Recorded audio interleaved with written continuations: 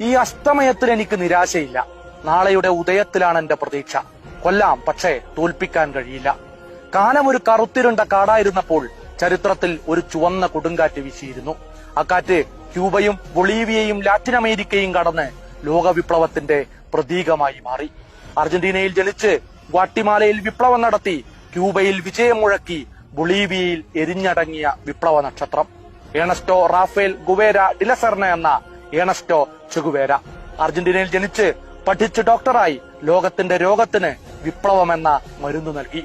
കണ്ണിൽ അണയാത്ത വിപ്ലവ വീര്യവുമായി ചുണ്ടിൽ നിഗൂഢമായ ഒരു പുഞ്ചിരി ഒളിപ്പിച്ച് ചുവന്ന നക്ഷത്ര ചിഹ്നമുള്ള തൊപ്പി ധരിച്ച് സിഗാർ വലിക്കുന്ന താടിക്കാരൻ ലോകവിപ്ലവത്തിന്റെ അടയാളമായി മാറിയത് യാദൃശ്ചികതയല്ല. ഉയരാൻ മടിക്കുന്ന കൈയും പറയാൻ മടിക്കുന്ന നാവും അടിമത്തത്തിന്റേതാണെന്ന് അയാൾ പ്രഖ്യാപിച്ചു.